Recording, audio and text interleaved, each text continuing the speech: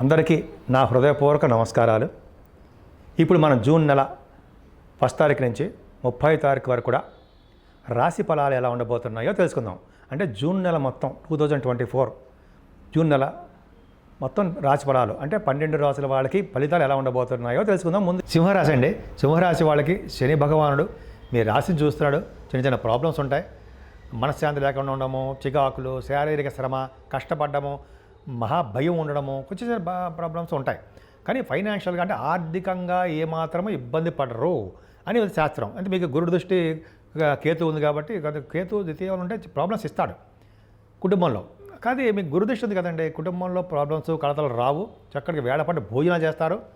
ఎక్కడికి వెళ్ళినా మీకు ఫుడ్ ఉంటుందండి. అంటే ఎక్కడికి వెళ్ళినా అంటే మీరు ఏ సందర్భంలో ఉన్నా మీకోసము ఫుడ్ వెయిట్ చేస్తూ ఉంటుంది. మీరు ఫుడ్ కోసం వెయిట్ చేయడం కాదు, మీకోసం అంత భగవంతుడు ఇచ్చిన అదృష్టం. అంతేకాదండి, సెకండ్ భావం బాగుందంటే మీ కుటుంబంలో కూడా వృద్ధి ఉంటుందండి. బంధువుల ప్రీతి ఎక్కువ, మీకు వస్త్రాలు కలుగుతాయి, ఆనందంగా ఉంటారు, సంగీత సాధన బాగా చేస్తారు, రచయితలుగా మీరు బాగా పేరు ప్రఖ్యాతులు తెచ్చుకుంటారు, రచయితలుగా మీకు సిద్ధిస్తారు, బాగా డెవలప్మెంట్స్ ఉంటాయి. అంటే కళాస్థానం అంటే మీకు ఏమంటే ఎక్కువగా మాట్లాడే శక్తి ఉంటుందండి. పాటలు పాడే శక్తి, ఇగో యాంకరింగ్ గాను, కొంతమందికి మీరు పాటలు పాడేవాళ్ళు గాను, గాయకులు అంటారు కదా, వాడు చాలా అద్భుతంగా ఉంటుంది. మీకు ముఖ్యంగా మీ రాశి వాళ్ళకి 3వ భావాన్ని కుదురు చూడడం వల్ల తమ్ముడు బాగుండము చాలా బాగుంటాడు. మీ చెల్లెళ్ళు బాగుంటారు. వారి ఆర్థిక సహాయం కూడా మీరు చేస్తారండి, ఆర్థికంగా అంటే అనేక రకాలుగా. అంతేకాకుండా 3వ భావం బాగుండడం వలన కూడా మీ కుజుడు ప్రభావం ఎక్కువ ఉండడం వలన కూడా వాహన యోగం ఉంటుంది. మీ ఆలోచనలు బాగా డెవలప్ అయిపోతాయి, ధైర్యంగా ఉంటారు, ప్రతి పనిలోనూ సంతోషంగా ఉండడము, శుభవార్తలు ఉండడము జరుగుతుంది. 4వ భావాన్ని గురుడు చూస్తాడు. ఇంతకుముందు 4వ భావాన్ని శని కూడా చూశాడు. ఏమవుతుంది, కుజుడు కూడా చూస్తాడు. అంటే ల్యాండ్స్, భూములు ఉంటాయండి, గృహాలు కొనుక్కుంటారు, వాహనాలు సిద్ధిస్తాయంలో సందేహం లేదు, పర్ఫెక్ట్గా అవకాశాలు ఉన్నాయి. తర్వాత 4వ భావం బాగుండడం వల్ల అమ్మగారు చాలా బాగుంటారు.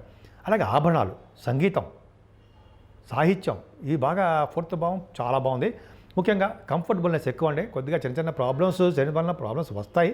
కానీ స్ట్రాంగ్ గురుడు చూడడం వలన, కుజుడు చూడడం వలన కూడా ఆ చెడు ఫలితాలు తక్కువ, శుభ ఫలితాలు ఎక్కువ ఉంటాయండి. మీకు 4వ భావం పర్ఫెక్ట్గా ఉంది.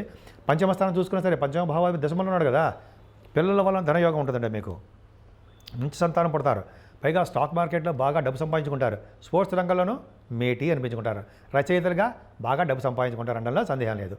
ఇక 6వ భావంలోనండి మీకు గురుడు చూస్తున్నాడు. గురుడు చూడడం ఏమవుతుందంటే సంపూర్ణమైన ఆరోగ్యం ఇచ్చేట్టుగా ఉంటాడండి, దానగుణం ఇస్తాడు, శత్రుభయం లేకుండా, రుణభయం లేకుండా, రోగబాధల నుంచి విముక్తి కలిగేట్టుగా గురుడు చేస్తాడు. గురుడు ఎటువంటి దీర్ఘకాలిక రోగాలు ఉన్నా సరే వాటి నుంచి నెమ్మదిగా మీరు వాటి నుంచి అవుట్కమ్ అయిపోయి బయటకు రావచ్చు, అవకాశాలు ఉన్నాయి. కానీ సప్తమ భావంలో శని ఉన్నాడు. అక్కడ సప్తమ భావంలో శని, అష్టమంలో రాహు దోషకారకులు, అదే మెయిన్ ప్రాబ్లం. అందుకని సప్తమ భావంలో శని ఉండంటే వివాహ శుభకాలు చెడగొట్టడము, ఎప్పుడు ఏదో విధంగా భార్యాభర్తలు మనస్పర్ధలు రావడము, ఏదో మాటలు పట్టింపు రావడము, చిన్న చిన్న విషయాలు ఇవన్నీ ప్రతి కుటుంబాలు ఉంటాయండి. మనం పట్టించుకోకూడదు, కలిసిపోతూ ఉండాలి అంతే. అదే మరి టాక్టిక్స్. సరే, అది పక్కన పెడదాం. తర్వాత ఏమో శని ప్రభావం వలన మీకు వ్యాపార రంగంలో పార్ట్నర్స్ ఉంటారు సరే, వాళ్ళ మధ్య కొద్దిగా మిస్అండర్స్టాండింగ్స్, మనస్పర్ధలు వస్తాయండి. కొద్దిగా మీరు జాగ్రత్తగా వాళ్ళని సెట్ చేయండి. బాగా సెట్ చేయడం అంటే మాటలతోటి బ్రహ్మాండంగా ఉంటారు. సరే అండి. అష్టమంలో రాహు ఇక్కడ చికాకులు కలిగించడము, మనశ్శాంతి లేకుండా చేయడము, ఎప్పుడు కుటుంబంలో కానీ మన ఇంట్లో కానీ మీకు కానీ అనారోగ్య సమస్యలు సృష్టించడము, కుటుంబంలో గృహపీడ కలిగించడము, దీర్ఘకాలిక రోగాలు కలిగించడము, లేకపోతే దూర బంధువులకి ఇబ్బంది కలిగించడము ఉంటాయండి. అందుకనే అష్టమ భావం రాహు దోషం తొలగాలంటే ముఖ్యంగా మీరు నవగ్రహాల రాహు భగవాన్ని పూజించాలండి, తప్పదు.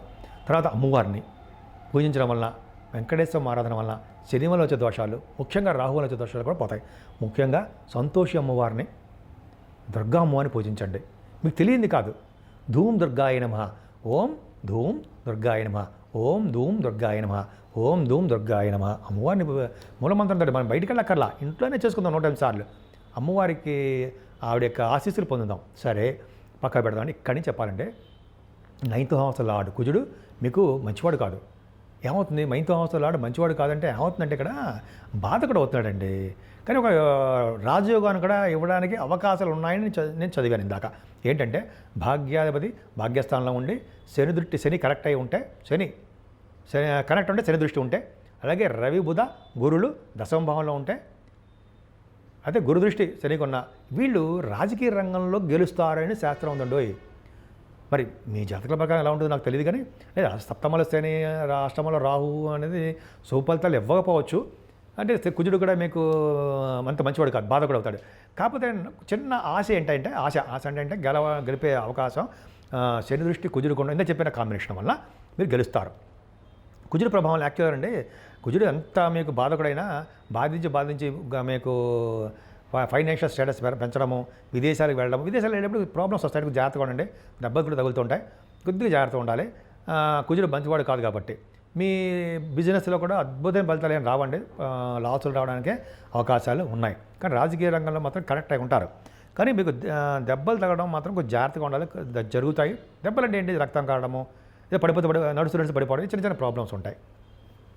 10th హౌస్లో రవి బుధ గురు శుక్ర చంద్రులు ఉన్నారండి. వీళ్ళొక్కళ్ళు చాలండి మెయిన్ స్ట్రాంగ్ మీరు గెలవడం. కానీ అయితే గెలవడం అంటే రాజకీయమే కాదండి, మీ ఎలక్షన్స్ కాదండి, ఏమంటారు మీ ఇంటర్వ్యూస్లో, ఎగ్జామ్స్లో, అంటే మీరు ఏ పోటీ పరీక్షలు వెళ్ళినా దాంట్లో, విదేశాలు స్టాంపింగ్ వెళ్ళడంలో ఇవన్నీ చూసుకోవాలి మనం. సరే, రవి బుధుల కాంబినేషన్ అంటే డాక్టర్స్ వృత్తిలోను, ఫైనాన్స్ అండ్ అకౌంట్స్ గాను, అంటే ఆడిటర్స్, గురుతో కలిసాడుగా ఆడిటర్స్ గాను, ప్రముఖమైన ఆడిటర్స్, పైగా తర్కశాస్త్రంలో వాదించే వాళ్ళు లాయర్స్ గాను, అలాగే మీకు జ్ఞాపశక్తి ఎక్కువగాను, అలాగే మీకు కొంతమందికి ఏమో ఎదుటి వాళ్ళని నిరుత్సాహపరచకుండా మాట్లాడే శక్తిని మీకు భగవంతుడు ఇచ్చాడు, అదొకటి బాగా ఉంది. అలాగా దశమస్థానం ఫైనాన్స్ రంగం, పుణ్యక్షేత్ర దర్శనాలు, కాశీవని క్షేత్ర దర్శనాలు, రవి దిగ్బలత్వంలో ఉన్నాడు. రవి బుధులు లగ్నాధిపతి దశమంలో అంటే నేమ్ అండ్ ఫేమ్, ఖచ్చితంగా నాకు అలాగే ఉండడం. సరే, రవి బుధులు బాగా ఉన్నాడు దశమంలో అంటే వాళ్ళకి ఎక్కువగా నేమ్ అండ్ ఫేమ్ పూజింపడం అంటే ఎక్కువగా గౌరవం పడతారు, ఎక్కువగా జనాల్లోకి వెళ్ళిపోతారు వాళ్ళు రవి దశమంలో ఉంటే. అలా సింహలగ్నం వాళ్ళకి బాగుంటుంది. అంతేకాదండి, రవి బుధుల కాంబినేషన్, తర్వాత బుధ శుక్రుల కాంబినేషను. శుక్రుడు కేంద్రాధిపత్య పాపి, కానీ 10th హౌస్లో ఉండము, భాగ్యస్థానం ఉన్నాడు. భాగ్య రాజ్యాధిపతులు ఎవరి స్థానంలో వాళ్ళు ఉండడం వల్ల రాజయోగాన్ని ఇస్తారు. ఏదైనా అవ్వచ్చు మీకు. పైగా చూడండి, బుధ శుక్రులు సినిమా రంగంలోనూ కళారంగంలో బాగా రాణిస్తారు అన్నల్లో నిస్సందేహంగా చెప్పచ్చండి. బ్రహ్మాండ సక్సెస్ అవుతారు, మంచి బట్టలు కొనుక్కుంటారు, ఆభరణాలు కొనుక్కుంటారు, వాహనాలు కొనుక్కుంటారు. శుక్రుడితో కలిసిన చంద్రుడు అంటే ఒక రాష్ట్రాధిపతి ఒక ఉచ్చ స్థానాధిపతి కలవడం వల్ల అఖండమైన రాజయోగం. అంటే దశమ స్థానానికి అదృష్టం పట్టుకుందండి. 5, 6 తారీఖుల్లో, 7వ తారీఖు కూడా, 4, 5, 6, 7 తారీఖు 4 రోజులు కూడా మంచి రోజులు అని మాత్రం నేను ఖచ్చితంగా చెప్తానండి. అంటే మీరు ఏ విధంగా చూసుకున్నా సరే సక్సెస్ అవుతారు. తర్వాత రవి బుధులు 15వ తారీఖు నుంచి 11వ భావంలోకి వస్తున్నారు. 10th హౌస్ లార్డ్ లాభంలోకి వస్తాడు. చూడండి అంత అదృష్టమో. భాగ్యాధిపతి బాగున్నాడు, భాగ్యాధిపతి బాధ కూడా అయ్యాడు, అది వేరే కరెక్ట్గా ఒప్పుకుంటాను నేను. భాగ్యాధిపతి భాగ్యస్థానం ఉన్నాడు, కుజుడు వచ్చాడు రాజోకారకుడు. తర్వాత ఏమో 10th హౌస్ లార్డ్ శుక్రుడు 10th హౌస్లో ఉన్నాడు, 11వ ఇంటి వాడు 11వ ఇంట్లో ఉన్నాడు. ఇప్పుడు 11వ ఇంటి వాడు 10వ ఇంటి వాడు కలిసి రవితో కలిసి ఉన్నారు.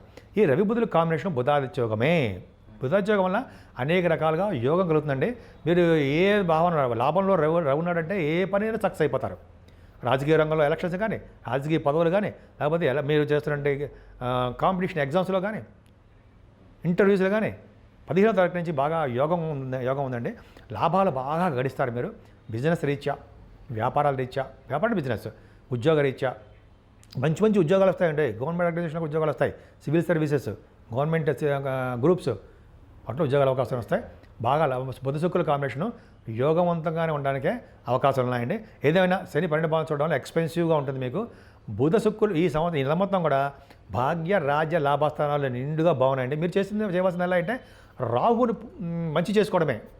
రాహు వల్ల దోషం బాగా ఉంది కాబట్టి అమ్మవారి పూజ చేసుకోవడము, రాహు జపం చేసుకోవడము, రాహు వలన చిన్న ఇబ్బందులు కాకుండా మీరు రాహు జపం చేయించుకోండి. రాహు జపం కానీ, అమ్మవారి పూజలు కానీ, అంటే నిత్య సంతోషవంత పూజించడం వలన అనేక రకాలుగా మంచి సిద్ధిస్తుందండి. గాయత్రి మంత్రం ఎప్పుడు వదలకూడదు. నిరంతరము 108 సార్లు గాయత్రి మంత్రం చేయడం వల్ల కూడా మీకు సక్సెస్ అవుతారు.